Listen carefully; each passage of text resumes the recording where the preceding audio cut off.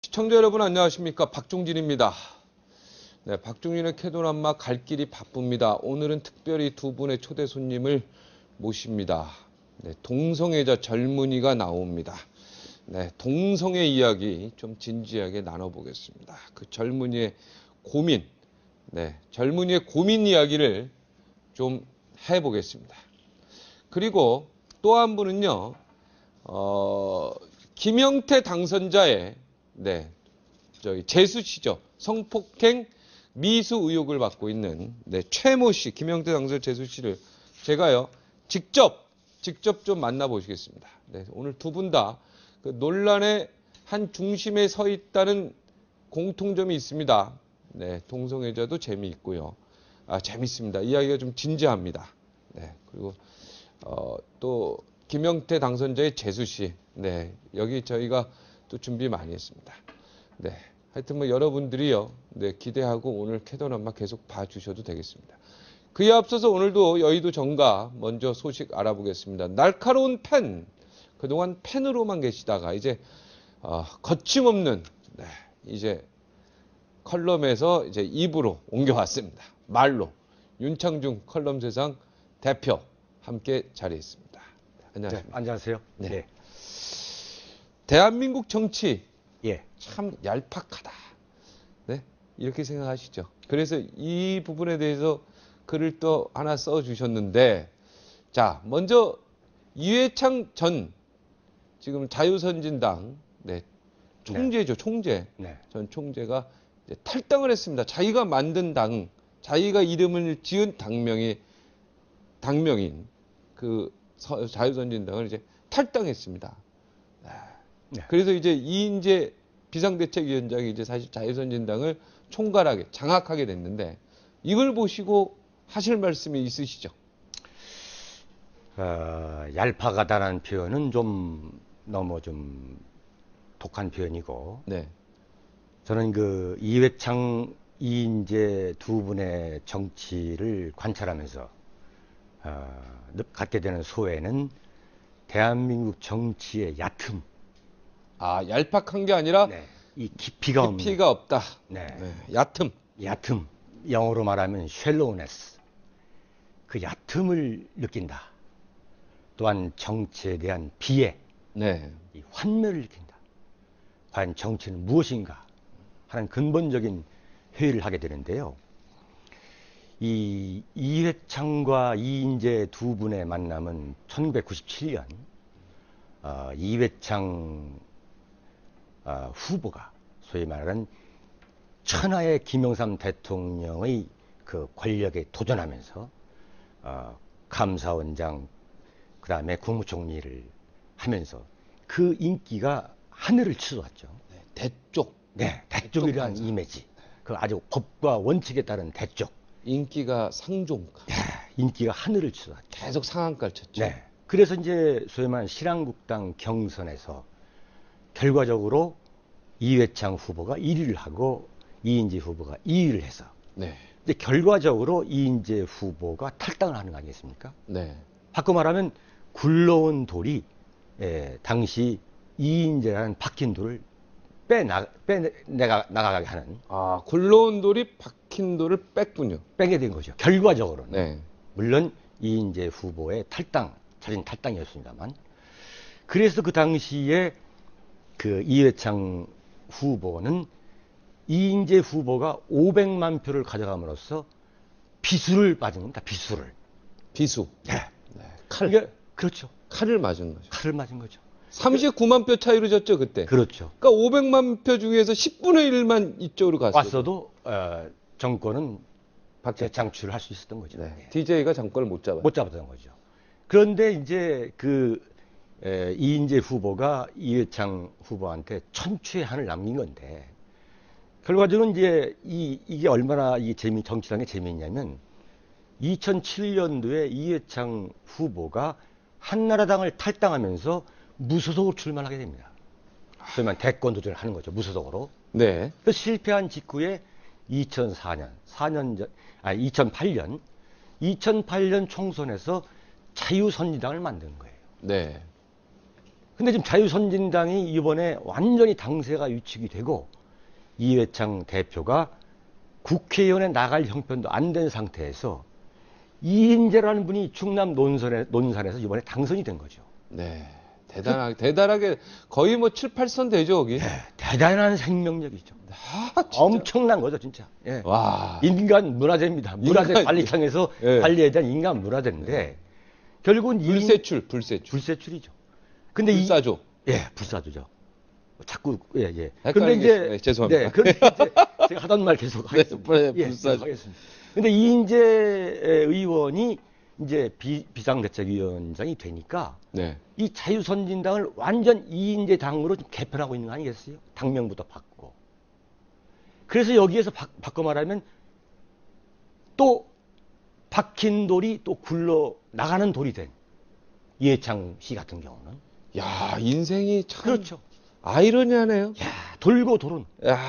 그러니까 이해창 씨가 만든 자유선진당이라는 당에 이인재 씨가 뒤늦게 합류하는 거 아닙니까? 그러니까 1997년에는 네. 박힌 돌인 이인재 의원이 그렇죠. 굴러 들어온 돌인 이해창 후보에게 밀려서 탈당을 하고 이번에 자유선진당은 그렇죠. 자유선진당을 만든 박힌 돌 이해창 전 총재가 그렇죠. 굴러 들어오는 돌 이인재 의원에게 그렇죠. 네, 돌고 도는 거예요. 아, 인생은 돌고 돌. 네, 정치는 정말 어떻게 될지 모르는 거예요. 그라는 말로 이런 말이 있습니다. 어느 구름에서 비가 올 줄 모르는 게, 네. 어느 구름에서 비가 내릴 줄 모르는 게 정치다. 아, 오늘 재밌는 분석이 나왔어요. 네, 이런 얘기가 있는데 정말 이해창과 이인재 두 분의 악연은 한국 정치, 대한민국 정치의 그 얕음. 네, 이 쉘로우네스를 아주 단면적으로 보여주는 그런 거 아니겠느냐. 그분들의 정치 역정은 말이죠. 네. 참. 아, 기가 막힌 분석이었어요. 말씀하시죠. 네. 이해창 전 대표가 근데 정계 은퇴는 아니다 그랬어요. 네. 그러니까 뭔가 이번 대선에서 보수가 정권을 잡는데 자기가 할 역할이 있게 되면 하겠다. 제가 이제 그런 뉘앙스로 들었는데 네. 이거는 또 어떻게 생각하십니까? 저는 그렇게 봅니다. 정치란 무엇인가에 대해서 아주 설득력 있게 말하는 분이 김종필 총재인데 네. 그분이 뭐라고 했냐면 정치는 허업이다 했습니다. 빌허자의 직업업 할 때 허업이다. 정치는 허업이다 그랬어요. 허망하다 이런 뜻도 그렇죠. 되겠죠. 허망하다. 정치를 30년, 40년, 50년을 해보니까 남는 것은 아무것도 없더라. 빈 껍데기더라. 이런 말씀을 했어요. 물론 김종필 총재 같은 경우는 정치를 하실 만큼 하시다가 나중에 이제 하신 말씀이기 때문에 네. 뭐 그 참 설득력이 약간 떨어진다만 지칠 때까지 다 하셨죠. 다 하셨죠. 소면 자기 자신의 표현대로 제가 될 때까지 정치를 하신 분인데, 네. 그러나 이 정치는 허업이라는 말은 정말 이해창 총재한테는 설득력이 있는 비유입니다. 네. 자, 2007년에 과연 이회창 총재께서 무소속으로 대권 도전을 한 것이 상식적으로 맞는 거였느냐. 물론 개인의 욕망은 있는 거죠. 거기에서 대쪽과 같았던 1997년 대한민국 최고의 지지도를 누렸던 그야말로 김영삼 대통령을 능가하는 그러한 지지도를 누렸던 대쪽 이회창이라는 정치 지도자가 바로 그 순간부터 허물어지기 시작한 겁니다. 자, 그럼 제가 볼 때는 뭐냐면 내가 정치 은퇴를 하는 건 아니다. 그런데 박수 칠 때 떠나야 됩니다. 정치인들이 가장 중요한 것은 자기의 진퇴를 결정할 수 있는 그 순간, 그 타이밍을 찾아야 되는 거죠. 언제 떠나가야 할지를 알고 떠나는 이의 뒷모습은 얼마나 아름다운가. 그렇죠. 언제 떠나가야 할지를 알고 떠나야 되느냐. 그럴 사람이 많죠, 지금 정치권에. 정치권에 뭐 많다기보다도 네. 참 이거와 비슷한 말씀입니다만 돌아가신 법정 스님께서 이런 말씀을 하셨어요. 그 청취인들이 참 귀담아 들었으면 하는 참 그 명언인데 네. 앞에 얼굴은 얼마든지 치장을 해서 그 좋게 보일 수 있다는 거예요. 네. 근데 인간의 뒷면 인사를 하고 웃었는데 그 돌아가는 뒷면, 그 네. 뒷모습, 네. 이른바 뒤태는 꾸밀 수가 없더라. 이런 얘기를 이런 말씀을 네. 하셨거든요. 앞은 꾸며도 뒤는 못 꾸민다 이런 얘기죠. 인간이 뒤돌아서 갈 때 그 뒤태, 네. 그 뒤끝, 이 뒤끝이 좋아한다 그러는데 대한민국 정치인 중에 뒤끝이 있는 좋은 정치인은 제 기억으로는 제가 지켜본 30년 동안은 단 한 분 계십니다. 한 분. 아, 우리 윤창중 대표께서 보신 네. 뒤태가 아름다웠던 분, 한 분. 한 분이 있습니다. 누구십니까? 제가 증언할 수 있는데 네. 그분은 소위 말하는 민정당 사무총장을 했던 이춘구 의원입니다. 아, 이춘구 대표. 네. 대표까지 했었죠. 그렇죠. 원내대표까지 했죠. 그분은 예. 3당 합당으로 김영삼 정권이 새로 세워지자 완전히 정계를 은퇴해서 최하로 들어갔습니다. 어디로 가셨다고요? 초야로. 초야. 네. 아, 초야에 묻혔죠. 네. 이게 바로 정치인이 자기 뒤끝을 관리할 줄 아는 지혜죠. 네. 저는 그렇게 봅니다. 네. 이제 본격적으로 좀 이야기를 더 해보겠습니다. 이 정치의 얕음, 얄팍함이 아니라 얕음, 깊이가 얕다는 그 전효 의원에 대해서 아주 세게 글을 쓰셨어요. 컬럼지상에서. 자, 전효 의원 지금 마음 아파서 저희 비례대표 1번 받고도 국민 생각에서 안 돼가지고 지금 상당히 안 좋은 상태인데 예, 이분에게 지금 또 아주 어떻게 보면은 가슴 아픈 이야기가 될 것 같다는 생각이 드는데 예. 제가 오늘 글을 쓴 근본 취지는 네. 어려움에 처한 어떤 개인에 대한 인신 공격을 하려고 하는 게 아니라 네. 근본적으로 이 언론인도 역사를 기록하는 사관입니다.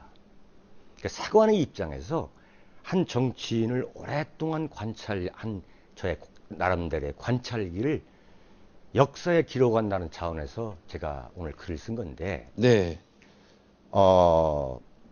제가 1998년 바로 이맘때쯤에 네. 제가 일본 도쿄에 있는 게이오 대학교의 방문 연구원으로 제가 1년 동안 유학을 가게 됩니다. 근데 유학을 가게 되는 제 가방 속에 두 가지를 제가 깊숙이 집어넣고 갔는데 그 하나가 바로 전효옥의 일본은 없다는 당시 최대 베스트셀러입니다. 네. 그 베스트셀러를 읽어보면서 어떻게 하면 이렇게 KBS 특파원이 그 짧은 기간에 일본 사람 이상의 아주 능통한 일어가 아니면은 어려운 그러한 일본어 실력으로 이렇게 일본을 샅샅이 뒤져가지고 이런 책을 냈을까 하는 제 개인적인 지적 호기심이 있었고 또 한 가지는 뭐냐면 당시에 일본에서 거류했던 이른바 제1 르포 작가 유재순 씨가 있었습니다. 요번에 바로 이 전효옥 씨하고 표절 도절 시비를 했던 그런 유재순 작가인데 이겼지요. 이겼죠. 작가가. 예, 최종적으로 결국은 표절한 걸로 돼 있죠. 표절을 떠나서 아이디어를 가져간 거다, 도용한 거다. 예, 이렇게 이른바 도작을 한 거다 이렇게 하는데 그런데 그 유재순 씨를 제가 일본에 가기 전에 제 신문사인 지인이 저한테 이분이야말로 일본에 대해서 너무 잘 알기 때문에 한번 만나보라 그래서 제가 일본에 가자마자 제가 정착한 다음에 유재순 씨를 만났습니다. 근데 유재순 씨가 그때 하는 말이 충격적인 게 뭐냐면 전효옥의 일본은 없다라는 책이 내가 쓰기 위해서 글로 써놨거나 아니면 메모했거나 아니면 준비된 자료를 그대로 복사한 것이다. 이렇게 일하더라고요. 훔쳐간 거다 이런 얘기죠. 제가 그게 들은 게 1998년입니다. 지금부터 14년 전에. 그래서 저는 이제 1년을 마치고 돌아왔는데 누구한테 말할 수 없는 이야기고 그때 전효옥 씨가 이른바 평론가로 대단한 인기를 누리고 있었어요. 근데 2002년 8월에 소위 말하는 이해창과 노무현 대통령이 대선에 이제 붙었는데 거기서 전효옥 씨가 노무현 씨에 대한 지지선언을 하는 겁니다. 어디냐면 주간조선 2002년 8월호에 가수 조영남 선생과 함께 대담을 하는데 거기에서 노무현 대통령이 됐으면 좋겠다. 그리고 김대중 대통령에 대해서는 햇볕 정책을 지지. 햇볕 정책에 대해서 난 햇볕 정책이다. 이렇게 하죠. 네. 그리고 나서가 문제죠. 그러고 나서. 그리고 그렇죠. 나서 한나라당으로 가죠. 이해창 후보를 도우러 가지 않습니까? 자, 그리고 나서 2004년 3월에 네. 소위 말하는 노무현 대통령 탄핵 문제가 이제 터진 거 아닙니까? 네. 노무현 대통령 탄핵이 터졌는데 그것을 한 TV 토론회에 전효옥 씨가 나가서 자기가 그토록 칭송했던 노무현 대통령과 김대중 대통령을 사정없이 비판을 합니다. 네. 어떻게 비판하냐면 노무현 대통령은 미수관은 인큐베이터에 오래 있어야 제 생명을 유지할 수 있다. 이래가지고 노무현 대통령을 이 미수가, 인큐베이터에 있는 미수가로 비판을 하는 거죠. 네. 대학 나온 사람이 대통령이 돼야 된다. 이런 얘기도 했었죠. 자, 그것은 어떻게 되냐면, 그런데 그 TV 토론 장면을 당시에 최병렬 한나라당 대표가 봅니다. 네. 그래서 비례대표 의원이 됐죠. 그래서 이제 한나라당 대표를 박근혜가 하게 됩니다. 네. 그래서 박근혜 대표가 이제 대변인을 시키는데, 네. 그때부터 소위 말하는 박근혜의 정신적 경호원이 이제 전효 의원이 되는 거죠. 네. 그러면서 이제 DJ한테는 치매든 노인이다. 네. 뭐 이런 표현을 하게 되는 거죠. 그리고 나서 또 박근혜 후보하고도 또 등을 지지 않습니까? 박근혜 후보가 등을 뒤죠. 네. 그게 2007년 5월인데 네. 2007년 5월에 이명박 대통령의 지지도가 박근혜 후보의 후보를 이제 완전히 추월해서 네. 더 이상 추월 당할 수 없는 상황이 오자 이른바 전효옥 씨는 거기에서 친박 캠프를 이제 이탈하면서 종교 집단이다 이렇게 비판하고 나오는 거죠. 네. 네. 이 과정을 통해서 또 이인재 이 의원과 또 이해창 전 총재 이야기 그리고 전효 의원 이 이야기를 우리가 배울 수 있는 정치적 교훈은 무엇입니까? 지금 근본적으로 국민들이 정치에 대해서 환멸을 느끼고 정치를 불신하는 가장 큰 요인은 이른바 철새 정치인과 같은 그런 얕음입니다. 정치적 이익에 따라서 그때그때 행동하는 것. 이것이 결국은 길게 가는 것 같지만 사실은 길게 가지 못합니다. 네. 이 자리에서 정치인들한테 제가 강조하고 싶은 것은 정치야말로 정도로 가야 된다. 네. 큰 길을 따라가야 한다. 이건 틀림없는 것이다. 정치는 허망한 것이다. 부질없는 것이다. 그래서 한번 정치를 하게 되면은 정말 국가와 민족을 위해서 소신 있게 좀 밀고 가라. 네. 이걸 좀 강조하고 싶습니다. 네. 오늘 우리가 정치권이 다 같이 반성하고 정치가 허망하고 네, 그렇게 하고 정리를 내리겠습니다. 오늘 나와주셔서 대단히 고맙습니다. 네, 고맙습니다. 버락 오바마 미국 대통령이요 최근 한 TV 토크쇼에 출연해서 동성 커플의 결혼도 허락해야 한다. 미국 현직 대통령으로서 최초의 동성 결혼 지지 발언을 했습니다. 여기에 대해서 반대 이 공화당의 롬니 후보는 즉각적으로 말도 안 된다. 결혼은 남자와 여자만이 할 수 있는 것이다. 이렇게 이야기를 했는데 미국은 11월이 대선입니다. 벌써부터 이 동성 결혼이 주요 쟁점으로 떠올랐는데 여러분 어떻게 생각하십니까? 남의 나라 일이 아닙니다.